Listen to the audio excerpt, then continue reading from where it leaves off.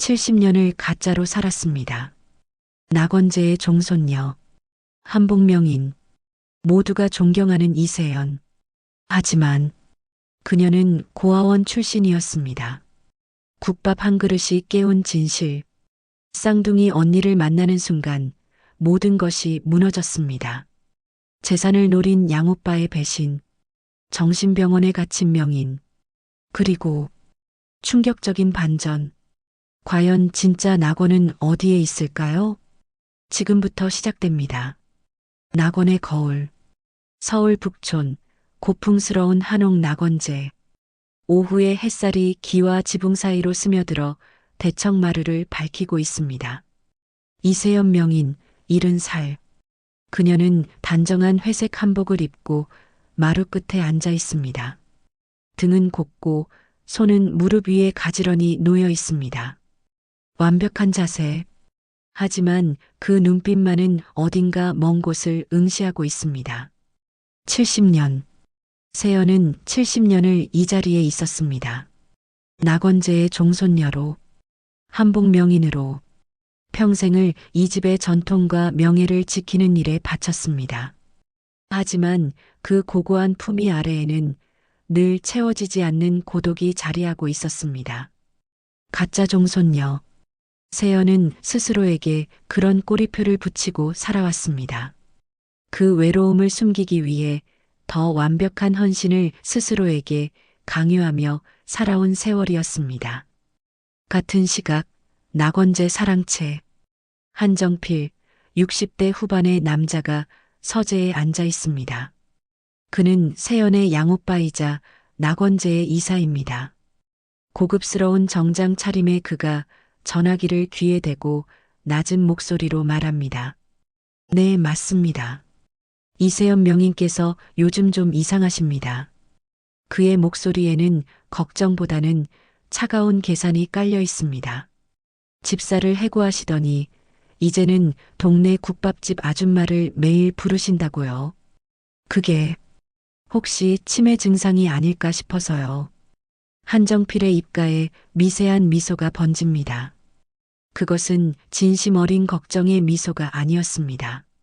그의 눈빛에는 세연을 향한 존경 대신 소유물을 바라보는 집착만이 어려 있었습니다. 잠시 후 낙원재 대문 앞, 낡은 경운기 한 대가 덜컹거리며 멈춰섭니다. 김옥분, 70살의 국밥집 아줌마가 무거운 보온병을 안고 천천히 내립니다. 투박한 손, 구겨진 앞치마. 하지만 그 얼굴에는 선한 미소가 가득합니다. 에휴, 이 양반. 맨날 이 먼 데까지 오시라고 하시네.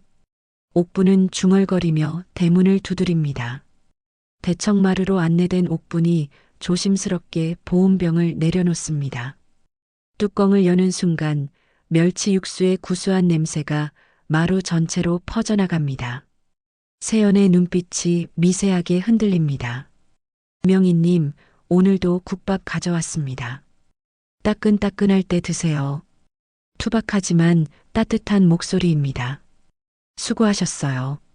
세연의 대답은 짧고 차분합니다. 하지만 국밥 그릇을 바라보는 그녀의 눈빛에는 무언가 복잡한 감정이 스쳐 지나갑니다.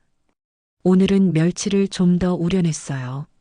명인님 입맛에 맞으실지 모르겠네요. 옥분이 물러나려는 순간 세연이 조용히 입을 엽니다. 옥분 씨는 이 일을 오래 하셨어요? 질문에는 묘한 무게가 실려 있습니다. 옥분이 걸음을 멈추고 돌아섭니다. 국밥집이요? 에이, 한 30년 됐나? 남편이 일찍 가는 바람에 혼자 꾸려왔지요. 잠시 침묵이 흐릅니다. 세연이 다시 묻습니다. 힘들지 않으셨어요? 목소리가 평소보다 부드럽습니다. 옥분이 씁쓸하게 웃습니다. 힘들지. 근데 뭐 사는 게 다 그런 거 아니겠어요? 그냥 그렇게 살다 보니 여기까지 왔네요. 두 사람 사이에 묘한 공감이 흐릅니다. 70년을 살아온 두 여인. 서로 다른 길을 걸어왔지만 어쩌면 비슷한 무게를 짊어지고 살아온 사람들입니다. 세연이 국밥을 한술 뜹니다. 멸치 육수의 짠하고 구수한 맛이 입안에 퍼집니다. 이 맛, 화려한 북촌 한정식에는 없는 맛입니다. 시골 장터의 소박하고 구수한 맛. 세연이 잊고 있던, 아니 잊으려 애써왔던 그 시절의 맛입니다. 문득 세연의 눈앞에 어린 시절의 기억이 스쳐 지나갑니다. 고아원 식당, 낡은 나무 식탁, 그리고 국밥 한 그릇. 옆자리에 앉아있던 여자아이의 모습, 그 아이의 손마디. 세연이 고개를 들어 옥분의 손을 바라봅니다. 투박하고 굵은 손마디. 어딘가 낯익은 느낌입니다. 옥분 씨, 혹시? 세연의 목소리가 잠시 떨립니다. 하지만 곧 말을 삼킵니다. 아닙니다. 그냥 해가 집니다. 마루에는 어둠이 내리고 빈 국밥 그릇만이 세연의 옆에 놓여 있습니다. 그녀는 여전히 같은 자리에 앉아 어두운 하늘을 바라봅니다. 그리고 나지막이, 아주 나지막이 중얼거립니다. 내가 지켜온 이 삶, 이 낙원제는 정말 내 자리였을까? 질문은 고요한 저녁 공기 속으로 흩어집니다. 하지만 그 질문은 세연의 마음속 깊은 곳에서 조용히 울려 퍼지기 시작합니다. 평온했던 삶에 작은 균열이 생기는 순간이었습니다. 한편 사랑채 복도, 한정필이 어둠 속을 걸으며 대청마루의 세연을 멀리서 바라봅니다. 차가운 미소가 그의 입가에 번집니다. 국밥집 아줌마라. 그는 핸드폰을 꺼내 누군가에게 문자를 보냅니다.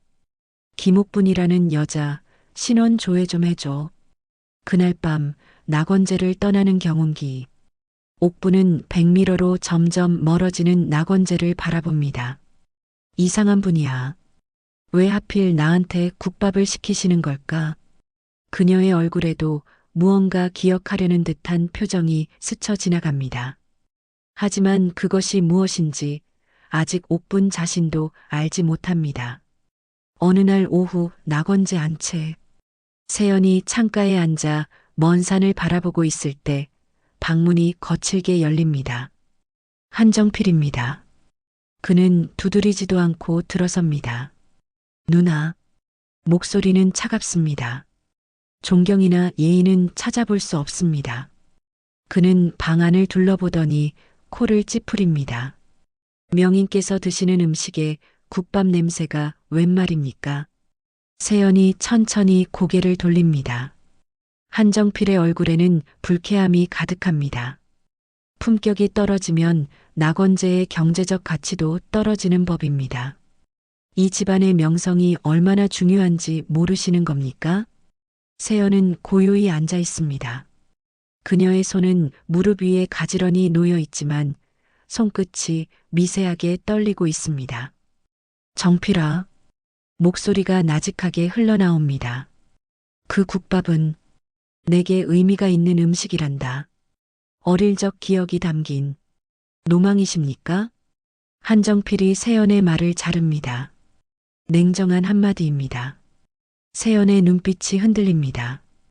고작 국밥 한 그릇에 의미를 붙이시다니. 그것도 허름한 동네 아줌마가 만든 음식의 말입니다. 한정필은 한 걸음 더 다가섭니다. 그의 눈빛은 차갑습니다. 누나, 정신 차리십시오. 더 이상 말을 이어가지 않고 그는 방을 나갑니다.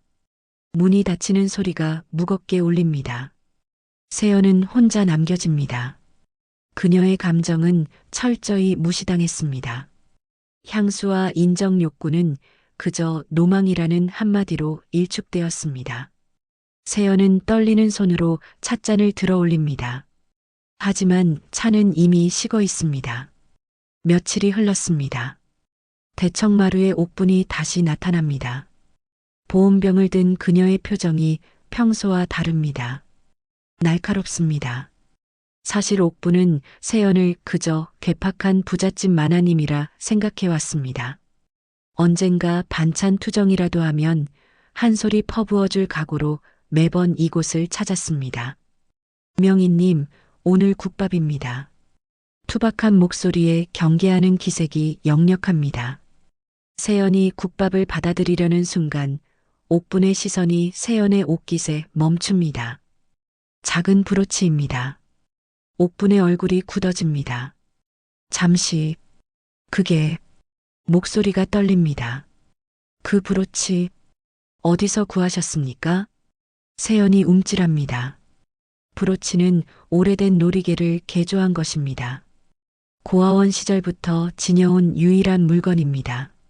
이건 오래전부터 가지고 있던 겁니다. 대답은 조심스럽습니다. 하지만 옥부는 물러서지 않습니다. 한 걸음 다가섭니다. 거짓말 마십시오. 목소리가 커집니다. 그 모양, 그 색깔. 그건 제 어머니의 놀이개와 똑같습니다. 어디서 훔쳐온 겁니까? 아니면 누구한테 받은 겁니까? 말씀하십시오. 옥분의 목소리는 무례할 정도로 다그칩니다. 세연의 얼굴이 창백해집니다. 가슴이 두근거립니다. 진실을 말해야 할까요? 아니, 말할 수 없습니다. 자신의 정체가 드러나면 모든 것이 무너질 것 같은 두려움이 엄습합니다. 나가주십시오. 차갑고 단호한 목소리가 흘러나옵니다. 세연이 일어섭니다. 당장 나가주십시오. 옥부는 믿을 수 없다는 표정으로 세연을 바라봅니다. 그리고 분노가 치밀어 오릅니다. 부잣집 마나님이라고 별 수 없네. 퉁명스럽게 보온병을 챙깁니다. 인정머리 없는 마녀 같은 년. 거친 욕설이 대청마루에 울려 퍼집니다. 옥부는 돌아서서 성큼성큼 걸어나갑니다. 그녀의 눈빛은 차갑습니다. 모멸감에 젖어 있습니다. 대청마루에 홀로 남은 세연. 그녀는 천천히 무릎을 꿇고 앉습니다. 손이 떨립니다. 가슴이 무너져 내립니다. 옥분에게 느꼈던 묘한 끌림. 그것은 진심이었습니다. 어쩌면 잊고 살았던 피부치일지도 모른다는 희미한 예감. 하지만 그 진심은 세연 스스로가 부정해버렸습니다. 매몰차게 내쫓을 수밖에 없었던 자신이 너무나 비겁하게 느껴집니다. 세연은 떨리는 손으로 브로치를 만져봅니다. 낡고 작은 브로치. 하지만 그것은 세연이 가진 유일한 과거였습니다. 해가 집니다. 한정필은 복도를 오가며 세연의 방문 앞을 지나칩니다. 집요한 의심의 눈빛으로 그녀를 감시합니다. 그는 이미 계획을 세우고 있습니다. 세연을 치매 환자로 몰아갈 계획. 낙원재의 재산, 그 모든 것을 자신의 것으로 만들 계획입니다. 그날 밤 세연의 방. 세연은 창문 너머로 텅 빈 한옥마당을 바라봅니다. 달빛 아래 고요한 낙원재. 하지만 그 고요함은 차갑기만 합니다. 내가 이 관계에 맞는 존재인가? 나지막한 목소리가 어둠 속에 흩어집니다. 나는 가짜였는데 왜 이 모든 짐을 짊어져야 할까? 평생을 지켜온 명인의 자리. 하지만 그것은 진짜 자신의 자리가 아니었습니다. 가짜 종손녀로서 평생을 속이며 살아왔습니다. 그리고 이제 그 자리마저 재산을 위한 도구로 전락하고 있습니다. 한정필의 차가운 눈빛, 옥분의 거친 욕설, 그리고 자신의 비겁한 침묵. 세연은 브로치를 꽉 쥡니다. 손바닥에 작은 통증이 느껴집니다. 70년을 살아온 한 여인. 그녀가 지켜온 것은 무엇이었을까요? 그녀가 살아온 이 세월은 과연 의미가 있었을까요? 세연의 눈에서 눈물 한 방울이 흘러내립니다. 하지만 그녀는 소리내어 울지 않습니다. 평생을 그래왔듯이 그저 조용히 눈물을 닦아냅니다. 깊은 상처는 소리 없이 덧나고 있습니다. 어느 날 밤 낙원재 사랑채. 한정필의 서재에 불이 켜져 있습니다. 그는 책상 앞에 앉아 서류를 펼쳐놓고 있습니다. 서류 위에는 정신병원 입원 동의서라는 문구가 선명합니다. 그의 얼굴에는 미소가 번집니다. 차갑고 계산적인 미소입니다. 핸드폰이 울립니다. 네, 변호사님. 서류는 준비되었습니다. 증인도 확보했고요. 치매 증상에 대한 의사소견서도 받았습니다. 한정필은 펜을 돌리며 창밖을 바라봅니다. 내일 오전에 병원 관계자들이 올 겁니다. 조용히 처리하겠습니다. 통화를 끊고 그는 서류에 서명을 합니다. 천천히 또박또박. 다음 날 아침 안채. 세연은 대청마루에 앉아 있습니다. 그녀의 얼굴은 창백합니다. 어젯밤 한숨도 자지 못한 듯합니다. 복도에서 발소리가 들립니다.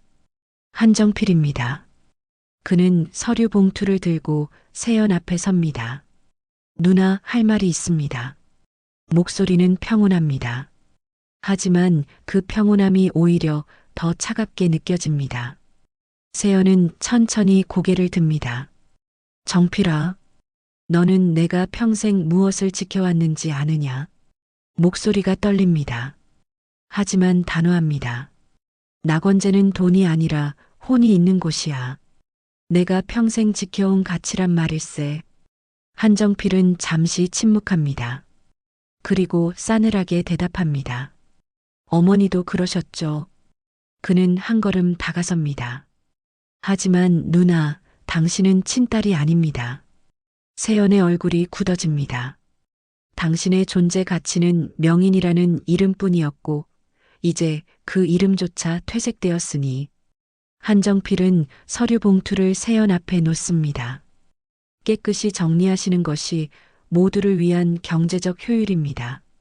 세연은 서류 봉투를 바라봅니다. 손이 떨립니다. 입술이 파르르 떨립니다. 한정필은 더 이상 말하지 않고 돌아섭니다. 그의 뒷모습은 흔들림이 없습니다. 세연은 혼자 남겨집니다. 그녀는 떨리는 손으로 서류 봉투를 엽니다. 정신병원 입원 동의서, 치매 진단 소견서, 재산관리 위임장, 모든 서류에는 이미 한정필의 서명이 되어 있습니다. 세연의 눈에서 눈물이 흘러내립니다. 하지만 소리는 내지 않습니다. 가장 믿었던 사람, 평생을 가족이라 여겼던 사람, 그에게서 받은 최종적인 배신입니다. 세연은 서류를 내려놓고 천천히 일어섭니다. 비틀거리며 안채 안쪽으로 걸어갑니다. 안채 깊숙한 곳, 작은 방. 세연은 오래된 CCTV 모니터 앞에 앉습니다. 낙원제 곳곳을 비추는 화면들. 그녀는 어젯밤 녹화 영상을 되돌립니다. 화면 속에 한정필이 나타납니다. 서재에서 서류에 서명하는 모습, 변호사와 통화하는 모습, 그리고 차갑게 미소 짓는 모습. 세연은 화면을 응시합니다. 그녀의 눈빛이 흔들립니다. 오후가 되었습니다. 복도 너머로 인기척이 들립니다. 낯선 목소리들입니다. 병원입니까? 이세연 명인님 계십니까? 병원 관계자들입니다. 그들이 낙원제로 들이닥치고 있습니다. 세연은 창밖을 바라봅니다. 더 이상 물러설 곳이 없습니다. 도망칠 곳도 없습니다. 그녀의 가슴 속에서 무언가가 끓어오릅니다. 분노일까요? 슬픔일까요? 아닙니다. 그것은 단호한 결심입니다. 이대로는 안 된다. 세연의 눈빛이 비로소 빛나기 시작합니다.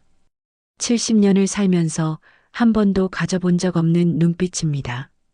세연은 재빨리 움직입니다. 안채 깊숙한 곳, 오래된 장롱을 엽니다. 그 안쪽에 숨겨두었던 낡은 나무 상자를 꺼냅니다. 상자를 열자 낡은 종이 한 장이 나옵니다. 누렇게 바른 종이. 그 위에는 손글씨로 적힌 레시피가 있습니다. 멸치 육수 끓이는 법. 세연은 종이를 조심스럽게 접어 품 안에 넣습니다. 그리고 상자 밑바닥에서 또 하나의 물건을 꺼냅니다. 오래된 사진 한 장. 흑백 사진 속에는 2명의 어린 소녀가 서 있습니다. 같은 옷을 입고 손을 꼭 잡고 있는 두 소녀. 세연은 사진을 가슴에 꼭 안습니다. 이제 내 가짜 인생은 여기서 끝이다. 그녀의 목소리는 떨리지 않습니다. 내가 지킬 건 낙원재가 아니라 그녀였어. 복도에서 발소리가 가까워집니다. 병원 관계자들이 안채로 들어오고 있습니다. 세연은 사진과 레시피를 품에 넣고 일어섭니다. 그녀는 창문을 엽니다. 차가운 바람이 들어옵니다. 그리고 세연은 창문 너머를 바라봅니다. 낙원재의 담장 너머, 그 너머의 세상을. 70년을 이 안에 갇혀 살았습니다. 하지만 이제 그녀는 나갈 것입니다. 방문이 열립니다. 이세연 명의님이십니까? 병원 관계자의 목소리입니다. 하지만 대답은 없습니다. 방 안은 텅 비어 있습니다. 열린 창문으로 바람만이 불어들고 있습니다. 탁자 위에는 서류 봉투가 찢어진 채 놓여 있습니다. 세연은 사라졌습니다. 70년을 지켜온 낙원재를 그녀는 버렸습니다. 가짜 종손녀의 삶을 그녀는 벗어던졌습니다. 이제 그녀에게 남은 것은 단 하나, 진실을 찾는 것, 그리고 그녀를 찾는 것입니다. 절망의 끝에서 세연은 새로운 삶을 향해 첫 발을 내디뎠습니다. 낙원재 대문 앞, 하얀 병원 차량이 서 있습니다. 2명의 병원 관계자가 세연의 팔을 붙잡고 있습니다. 놓으세요. 놓으라고요. 세연의 목소리가 떨립니다. 하지만 저항은 무력합니다. 70년을 산 여인의 힘으로는 젊은 남자들을 이길 수 없습니다. 명희님, 조용히 가시죠. 병원에 가시면 편하게 쉴 수 있습니다. 병원 관계자의 목소리는 차분합니다. 하지만 그 차분함이 오히려 더 냉혹하게 느껴집니다. 세연은 발버둥칩니다. 그녀의 눈빛은 절박합니다. 그때 저 멀리서 낡은 경운기 소리가 들립니다. 옥분입니다. 그녀는 평소처럼 보온병을 들고 낙원재로 향하던 중이었습니다. 하지만 대문 앞의 광경을 보고 경운기를 급히 세웁니다. 저게 무슨 일이야? 옥분이 경운기에서 내립니다. 세연과 눈이 마주칩니다. 순간 세연의 눈빛이 변합니다. 절박함에서 단호함으로 옥분아, 세연이 외칩니다. 병원 관계자들의 소나기를 빠져나가려 몸부림칩니다. 옥분아, 이리 와. 옥분은 당황합니다. 왜 갑자기 자신을 부르는 걸까요? 그것도 하대를 하면서. 하지만 세연의 눈빛을 보는 순간 옥분의 발이 저절로 움직입니다. 세연은 마지막 힘을 짜냅니다. 그녀는 품속에서 낡은 종이 한 장을 꺼냅니다. 누렇게 바른 종이, 멸치 육수 레시피가 적힌 종이입니다. 옥분이 가까이 다가옵니다. 세연은 떨리는 손으로 종이를 옥분에게 내밉니다. 옥분아, 이 육수 꼭 간직해. 목소리가 끊어집니다. 숨이 가빠집니다. 명희님, 그만하시죠. 병원 관계자가 세연을 끌어당깁니다. 하지만 세연은 놓지 않습니다. 종이를 옥분의 손에 쥐어줄 때까지 간직해. 꼭. 마침내 종이가 옥분의 손에 전해집니다. 세연은 차량 안으로 끌려 들어갑니다. 문이 닫힙니다. 옥분은 멍하니 서 있습니다. 손에는 낡은 종이 한 장. 무슨 일인지 알 수가 없습니다. 저 고고한 명희님이 왜 자신에게 이런 것을 건넸을까요? 차량이 출발합니다. 먼지가 일어납니다. 옥분은 차량이 사라질 때까지 그 자리에 서 있습니다. 그날 오후 옥분의 국밥집. 옥분은 가게 한 구석에 앉아 종이를 펼쳐봅니다. 멸치 육수 끓이는 법. 손글씨로 적힌 레시피입니다. 하지만 특별할 것은 없습니다. 평범한 멸치 육수 레시피입니다. 옥분은 고개를 갸웃거립니다. 도대체 왜 이걸? 그때 종이를 뒤집어 보니 무언가 붙어 있습니다. 흑백 사진 한 장. 옥분의 손이 멈춥니다. 사진 속에는 두 명의 어린 소녀가 서 있습니다. 같은 옷을 입고 손을 꼭 잡고 있는 두 소녀. 너무나 닮은 얼굴입니다. 그리고 사진 옆에는 희미한 글씨로 메모가 적혀 있습니다. 쌍둥이 자매, 1955년 9월 30일. 옥분의 얼굴이 창백해집니다. 손이 떨립니다. 사진이 흔들립니다. 이게, 옥분의 목소리가 끊어집니다. 그때 가게 문이 열립니다. 박 여사입니다. 60대 중반의 다부진 여인. 세연의 오랜 동네 친구입니다. 옥분 씨 계세요? 박 여사의 목소리는 따뜻합니다. 옥분은 황급히 종이를 접어넣습니다. 아, 네. 어서 오세요. 박 여사가 옥분 앞에 앉습니다. 그녀의 얼굴에는 근심이 가득합니다. 옥분 씨, 이세연 명인님 아시죠? 옥분이 고개를 끄덕입니다. 오늘 병원으로 가셨어요. 정신병원으로요. 박 여사의 목소리가 낮아집니다. 한정필 그 사람이 명인님을 강제 입원시킨 겁니다. 재산 때문에요. 옥분의 눈이 커집니다.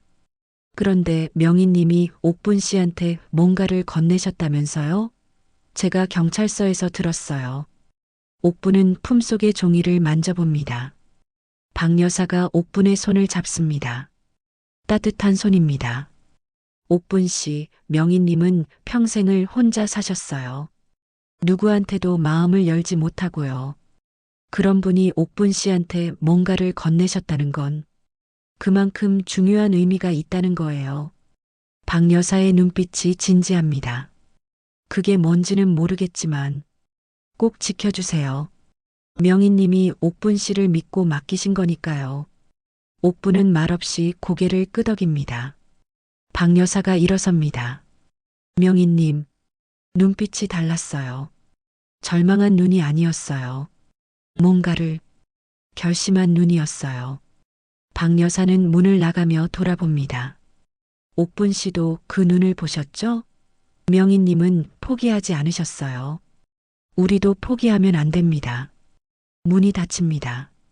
옥분은 혼자 남습니다. 그녀는 천천히 종이를 다시 꺼냅니다. 떨리는 손으로 사진을 바라봅니다. 쌍둥이 자매, 1955년 9월 30일.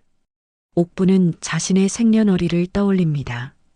1955년 9월 30일. 심장이 두근거립니다.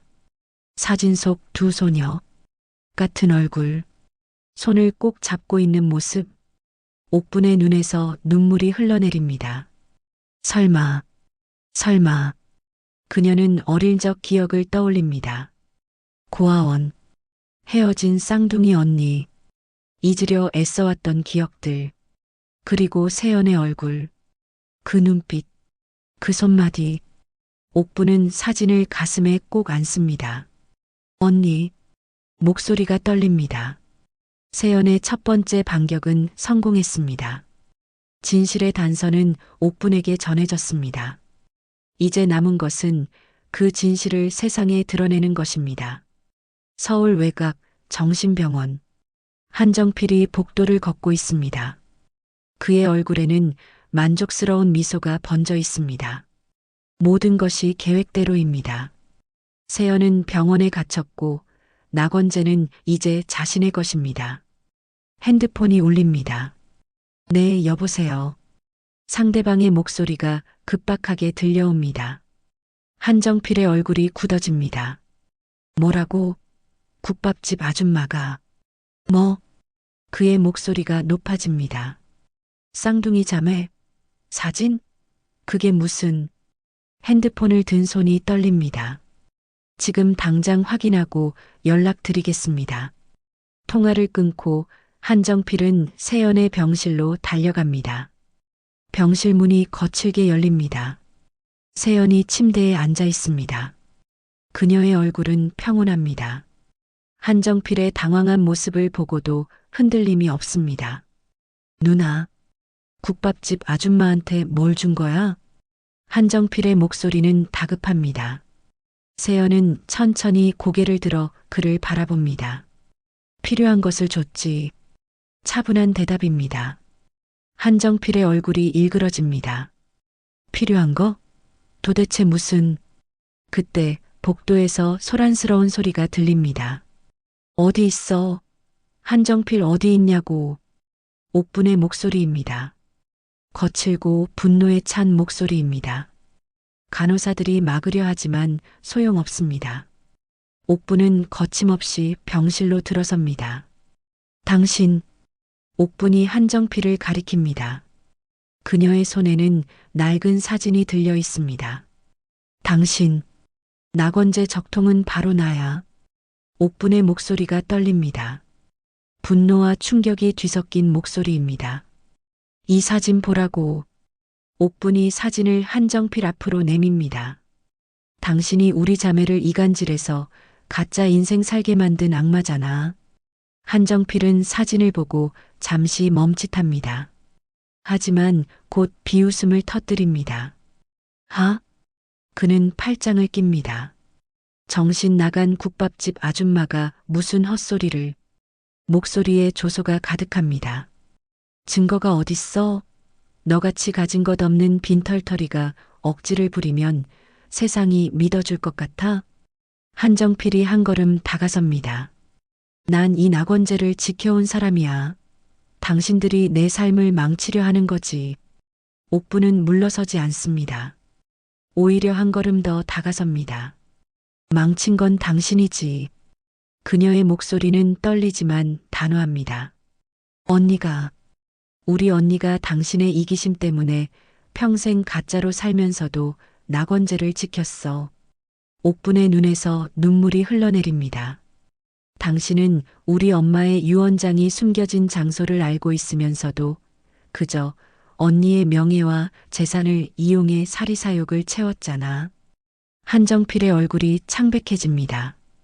당신의 과거의 착취와 외면은 결국 이런 비극을 낳은 거라고. 옥분이 사진을 한정필의 얼굴 앞에 들이밉니다. 이게 증거야. 1955년 9월 30일 쌍둥이 자매. 우리는 고아원에서 헤어졌고 언니는 낙원제에 입양되었어. 하지만 당신은 그 사실을 알고 있었으면서도 숨겼지. 한정필은 말을 잇지 못합니다. 그의 입이 떨립니다. 난 그저. 하지만 변명은 힘없이 흩어집니다. 옥분이 세연을 바라봅니다. 세연은 침대에 앉아 조용히 눈물을 흘리고 있습니다. 언니, 미안해. 내가 너무 늦게 알았어. 옥분이 세연에게 다가가려는 순간 한정필이 소리칩니다. 당신들, 끝까지 날 비난하는군. 그의 목소리는 절규에 가깝습니다. 절대 이 낙원제를 가질 수 없어. 내가 지켜온 거라고. 마지막 발악입니다. 하지만 그 목소리에는 확신이 없습니다. 옥분이 천천히 한정필을 바라봅니다. 낙원제는 돈이 아니라 혼이야. 그녀의 목소리는 단호합니다. 당신이 버린 그 혼을 내가 찾을 거야. 한정필은 뒤로 물러섭니다. 그의 얼굴에는 경악과 분노, 그리고 무언가 다른 감정이 스쳐 지나갑니다. 죄책감, 평생을 억눌러왔던 죄책감이 이제 그의 가슴을 조여오기 시작합니다. 병실은 고요해집니다. 한정필은 벽에 기댄 채 주저앉습니다. 그의 손이 떨립니다. 옥분과 세연은 서로를 바라봅니다. 70년 만에 다시 만난 쌍둥이 자매입니다. 세연이 떨리는 목소리로 말합니다. 옥분아, 미안해. 옥분이 세연의 손을 잡습니다. 언니, 이제 괜찮아. 우리 함께 있잖아. 두 자매의 손이 맞잡힙니다. 70년을 떨어져 있었지만 그 손의 온기는 여전히 같습니다. 한정필은 그 모습을 멍하니 바라봅니다. 그의 눈에서도 처음으로 눈물이 흐릅니다. 악역의 역습은 실패했습니다. 하지만 그 실패 속에서 그는 처음으로 자신이 저지른 잘못을 마주하기 시작합니다. 새벽 5시 요양원. 복도는 고요합니다.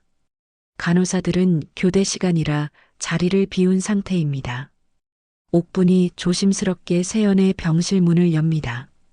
언니, 일어나. 속삭이는 목소리입니다. 세연이 눈을 뜹니다.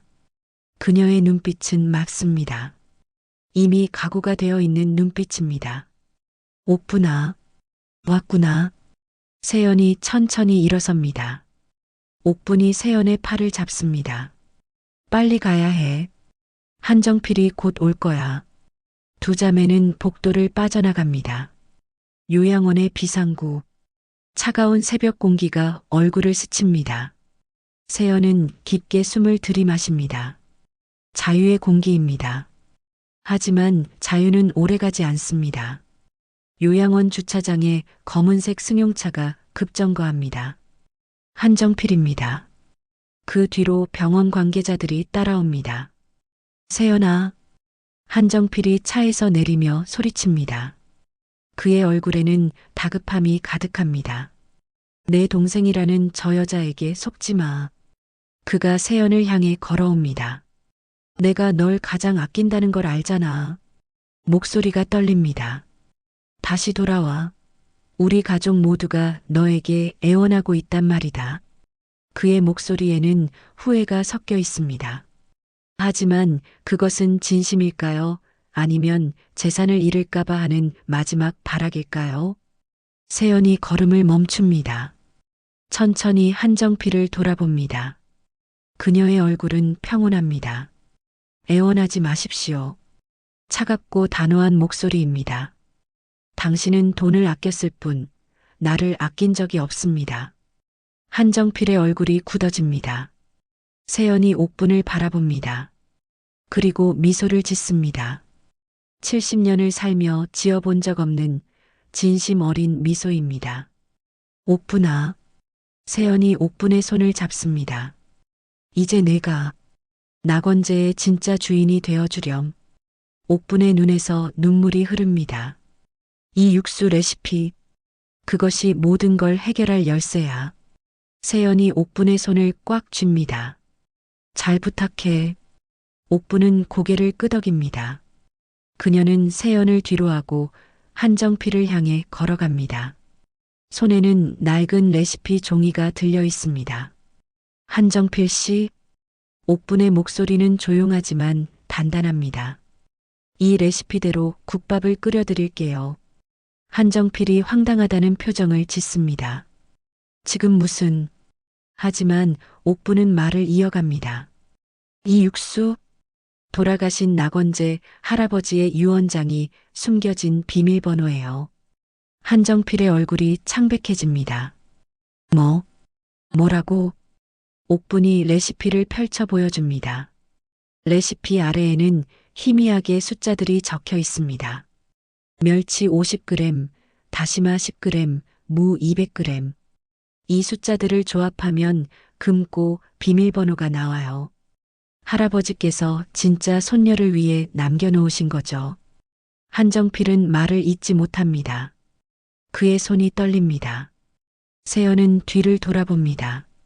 한정필의 당황한 모습, 옥분의 단단한 모습, 그리고 자신이 평생 지켜왔던 낙원재. 하지만 세연의 얼굴에는 슬픔이 없습니다. 아쉬움도 없습니다. 오직 해방감만이 가득합니다. 그녀는 천천히 걸음을 옮깁니다. 요양원 정문을 향해, 그리고 그 너머의 세상을 향해. 발걸음이 가볍습니다.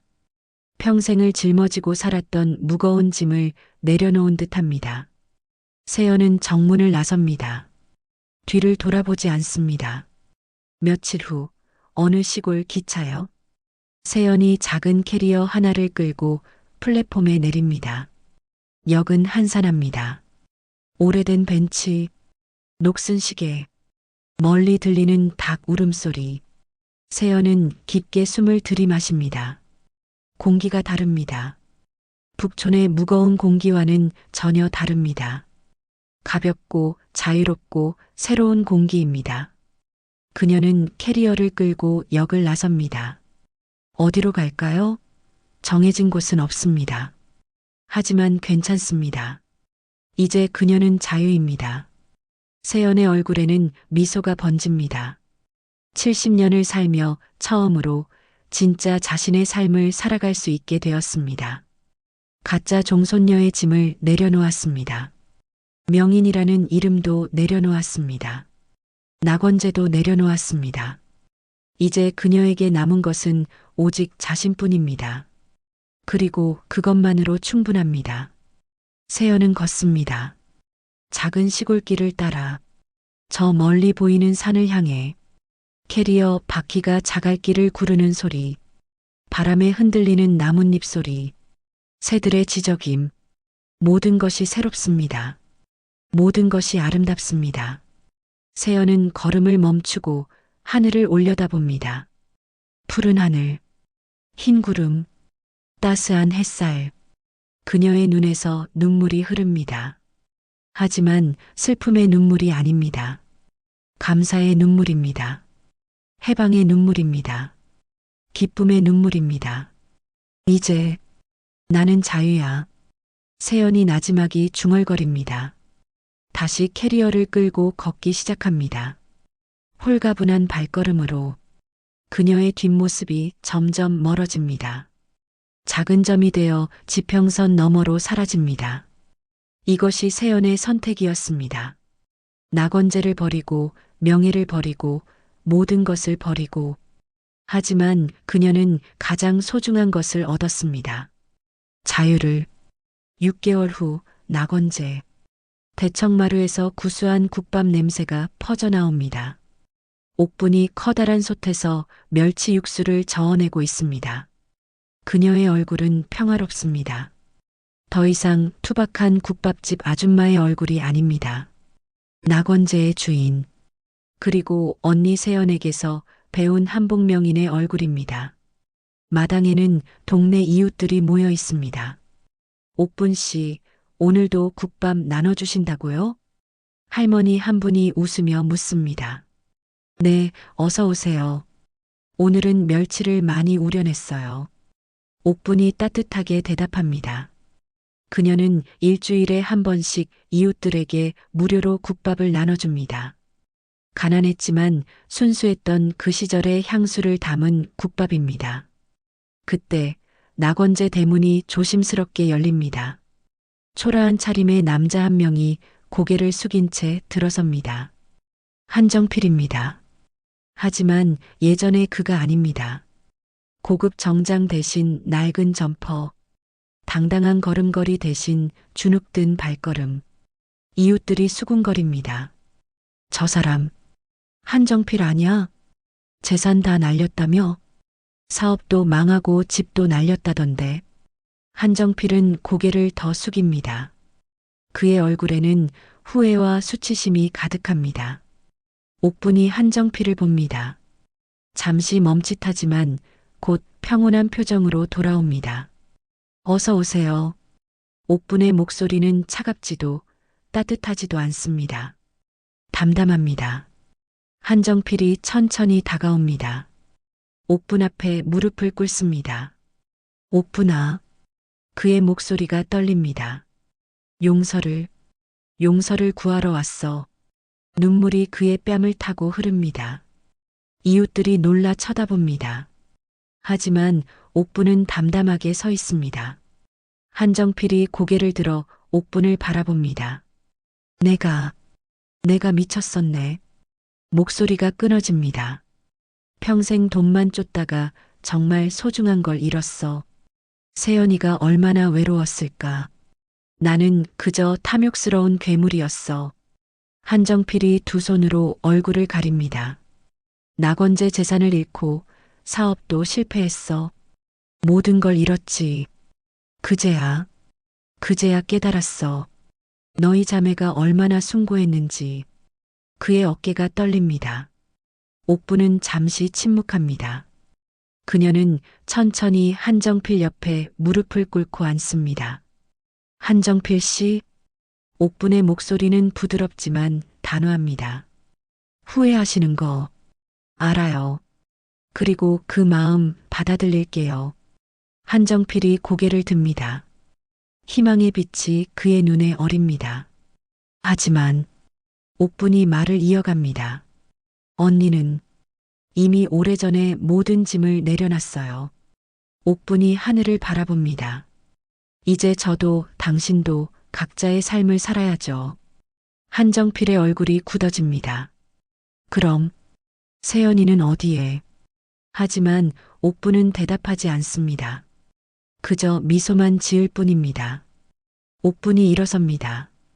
그녀는 솥에서 국밥 한 그릇을 떠서 한정필 앞에 놓습니다. 드세요. 따뜻할 때 드시는 게 좋아요. 한정필은 국밥 그릇을 바라봅니다. 김이 모락모락 피어오릅니다. 그는 떨리는 손으로 숟가락을 듭니다. 한술 뜹니다. 입에 넣습니다. 멸치 육수의 구수한 맛이 퍼집니다. 짠하고 따뜻한 맛입니다. 한정필의 눈에서 눈물이 또다시 흘러내립니다. 이 맛. 그는 중얼거립니다. 세연이가 평생 지키고 싶었던 맛이었구나. 한정필은 국밥을 먹으며 눈물을 흘립니다. 옥부는 그 모습을 조용히 바라봅니다. 한정필이 국밥을 다 먹고 일어섭니다. 감사합니다. 옥분 씨. 그의 목소리는 진심입니다. 옥분이 고개를 끄덕입니다. 한정필은 천천히 낙원제를 나섭니다. 그의 뒷모습은 초라합니다. 하지만 어깨는 조금 더 펴진 것 같습니다. 대문을 나서며 그는 마지막으로 낙원제를 돌아봅니다. 평화로운 옥분의 모습, 이웃들과 나누는 따뜻한 국밥, 그리고 자신이 평생 욕심내었던 낙원제. 모든 것이 대조적입니다. 옥분의 평화와 자신의 고독, 옥분의 나눔과 자신의 탐욕. 한정필은 쓸쓸히 고개를 돌려 걸어갑니다. 대청마루에 남은 옥분. 이웃들이 국밥을 먹으며 즐거워하는 모습을 바라봅니다. 그녀의 얼굴에는 미소가 번져 있습니다. 하지만 그 미소 뒤에는 무언가 숨겨진 것이 있습니다. 언니, 잘 지내고 계시죠? 옥분이 나지막이 중얼거립니다. 당신이 원하셨던 대로 저는 이렇게 살고 있어요. 그녀는 품속에서 낡은 편지 한 장을 꺼냅니다. 세연이 떠나기 전에 남긴 편지입니다. 하지만 옥분은 그 편지를 펼치지 않습니다. 그저 가슴에 꼭 안을 뿐입니다. 편지 속에는 무엇이 적혀 있을까요? 세연은 어디로 갔을까요? 그녀의 최종 결정은 무엇이었을까요? 옥분만이 알고 있습니다. 하지만 그녀는 말하지 않습니다. 어쩌면 세상이 알 필요가 없는 비밀인지도 모릅니다. 해가 집니다. 낙원제 위로 석양이 내립니다. 붉은 빛이 기와 지붕을 물들입니다. 옥분은 마루에 앉아 석양을 바라봅니다. 그녀의 얼굴은 평화롭습니다. 더 이상 흔들리지 않습니다. 70년을 살며 찾아낸 진실, 그리고 그 진실이 가져다 준 평화. 하지만 그 평화 뒤에는 아직 밝혀지지 않은 또 다른 진실이 숨어 있습니다. 그것이 무엇일까요? 다음 챕터에서 모든 것이 밝혀질 것입니다. 1년 후 낙원제. 봄입니다. 마당에는 매화꽃이 피어나고 있습니다. 옥분이 대청마루에 앉아 한복을 짓고 있습니다. 그녀의 손놀림은 능숙합니다. 언니 세연에게서 배운 명인의 손길입니다. 하지만 그녀는 여전히 일주일에 한 번씩 국밥을 끓입니다. 한복 명인의 품위와 국밥집 아줌마의 따뜻함. 두 가지를 모두 품은 여인이 되었습니다. 옥분 씨, 오늘도 국밥 맛있어요. 동네 할머니들이 웃으며 말합니다. 옥분도 함께 웃습니다. 이제 낙원제는 진정한 낙원이 되었습니다. 저녁이 되었습니다. 옥분은 서재에 앉아 편지지를 꺼냅니다. 언니에게 편지를 쓰려는 것입니다. 1년 동안 소식이 없었습니다. 그리워하는 마음이 가득합니다. 언니, 옥분이 펜을 듭니다. 하지만 무슨 말부터 써야 할지 망설여집니다. 그때 대문 밖에서 소리가 들립니다. 우편입니다. 옥분이 얼른 일어나 대문으로 나갑니다. 우체부가 편지 한 통을 건넵니다.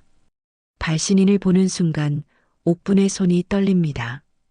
이세연, 언니입니다. 옥분은 서재로 돌아와 편지를 엽니다. 떨리는 손으로 봉투를 뜯습니다. 안에는 깨끗하게 접힌 편지지 한 장이 들어 있습니다. 옥분이 편지를 펼칩니다. 언니의 단정한 글씨가 눈에 들어옵니다. 옥분아, 잘 지내고 있니? 나는 잘 지내고 있단다. 작은 시골 마을에서 조용히 살고 있어. 걱정하지 마. 옥분의 눈에서 눈물이 흐릅니다. 편지를 계속 읽어 내려갑니다. 옥분아, 내게 한 가지 고백할 것이 있어. 내가 낙원제를 떠나기 전에 모든 재산을 정리했단다. 옥분의 눈빛이 흔들립니다. 낙원제의 모든 자산과 재산. 그것을 우리 자매의 이름이 아닌 다른 곳으로 보냈어. 옥분이 숨을 멈춥니다. 6.25 전쟁고아와 시니어 소외계층을 위한 재단. 나는 그곳에 모든 것을 기부했단다. 옥분의 입이 벌어집니다. 편지가 손에서 떨립니다. 내가 낙원제의 종손녀가 되었을 때 재산은 이미 재단으로 넘어간 후였어. 미안하구나. 옥분은 믿을 수가 없습니다. 언니가 모든 재산을. 하지만 편지는 계속됩니다. 옥분아, 나는 평생 가짜로 살았어. 하지만 그 가짜 인생이 낳은 가장 큰 영향은 무엇이어야 할까 생각했단다. 옥분이 눈물을 닦으며 편지를 읽습니다. 낙원제의 재산을 개인의 것으로 만드는 것이 아니라 진정한 낙원으로 만드는 것. 우리를 헤어지게 만들었던 전쟁. 우리를 외롭게 만들었던 탐욕. 그것들을 치유하는 것. 그것이 내가 할 수 있는 마지막 일이라고 생각했어. 옥분의 가슴이 뜨거워집니다. 옥분아, 우리는 이제 돈 대신 숭고한 명예를 가졌어. 낙원제는 이제 진정한 낙원이 될 거야. 내가 그곳에서 사람들에게 따뜻함을 나누는 동안 재단은 수많은 아이들과 어르신들에게 희망을 나눌 거란다. 우리 자매가 겪었던 아픔을 다른 사람들은 겪지 않도록. 편지의 마지막 문장입니다. 우리는 가짜가 아니었어, 옥분아. 우리는 진짜 자매였고 진짜 낙원을 만들었단다. 사랑하는 동생에게. 언니가. 옥분은 편지를 가슴에 꼭 안습니다. 눈물이 멈추지 않습니다. 하지만 슬픔의 눈물이 아닙니다. 감동의 눈물입니다. 존경의 눈물입니다. 그리움의 눈물입니다. 언니, 언니. 옥분이 나지막이 중얼거립니다. 언니는 평생 가짜로 살았다고 했지만 그녀야말로 진짜였습니다. 진짜 명인, 진짜 어른, 진짜 영웅이었습니다. 옥분은 편지를 들고 대청마루로 나갑니다. 달빛 아래의 낙원제. 고요하고 평화롭습니다. 그녀는 마루 바닥에 새겨진 낙원제 글자를 천천히 어루만집니다. 그리고 나지막이 말합니다. 남을 위해서만 살기에는 인생은 정말 짧습니다. 목소리가 떨립니다. 하지만 누군가를 진정으로 위해 자신을 버릴 줄 아는 삶은. 옥분이 하늘을 올려다봅니다. 별들이 반짝입니다. 영원한 낙원을 만듭니다. 다음 날 아침, 옥분은 다시 국밥을 끓입니다. 멸치 육수의 구수한 냄새가 낙원제를 가득 채웁니다. 그리고 그 냄새는 대문을 넘어 북촌 골목길로 퍼져나갑니다. 동네 사람들이 하나둘씩 모여듭니다. 오늘은 뭔가 특별해 보이는데요? 한 할머니가 웃으며 묻습니다. 네, 오늘은 특별한 날이에요. 옥분이 대답합니다. 언니를 위한 국밥이에요. 옥분은 국밥 한 그릇을 떠서 대청마루 한가운데 놓습니다. 언니를 위한 자리입니다. 언니, 잘 드세요. 옥분이 나지막이 말합니다. 그리고 이웃들에게도 국밥을 나눠줍니다. 따뜻한 국밥 한 그릇씩. 사람들은 국밥을 먹으며 웃고 이야기합니다. 낙원제는 웃음소리로 가득합니다. 저 멀리 어느 시골 마을. 세연이 작은 텃밭에서 채소를 가꾸고 있습니다. 그녀의 얼굴은 햇볕에 그을렸지만 평화롭습니다. 진짜 자신의 삶을 살고 있는 얼굴입니다. 문득 그녀는 하던 일을 멈추고 북쪽을 바라봅니다. 낙원제가 있는 방향입니다. 옥분아, 잘 지내고 있니? 세연이 미소 짓습니다. 바람이 붑니다. 따뜻한 봄바람입니다. 그 바람은 시골 마을에서 서울 북촌까지 이어집니다. 세연과 옥분을 이어주는 바람입니다.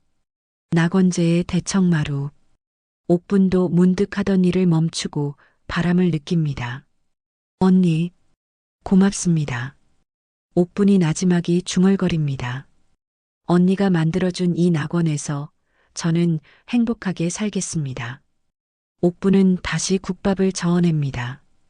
구수한 냄새가 더욱 진하게 퍼져나갑니다. 70년을 살아온 두 자매. 한 사람은 모든 것을 버리고 자유를 얻었습니다. 다른 한 사람은 진실을 찾고 평화를 얻었습니다. 그리고 두 사람 모두 진정한 낙원을 만들었습니다. 돈으로 만든 낙원이 아니라 희생과 사랑으로 만든 낙원입니다. 해가 집니다. 낙원제 위로 석양이 내립니다. 붉은 빛이 기와 지붕을 물들입니다. 옥분은 마루에 앉아 석양을 바라봅니다. 그녀의 손에는 언니의 편지가 들려 있습니다. 바람이 불어옵니다. 따뜻한 국밥의 향기를 실어 나릅니다. 그 향기는 북촌 골목길을 지나 서울 전체를 지나 저 멀리 언니가 있는 시골 마을까지 이어집니다. 낙원의 거울. 거울 속에 비친 것은 가짜가 아니었습니다. 진짜 자매애, 진짜 희생, 진짜 사랑. 그것이 진정한 낙원을 만들었습니다.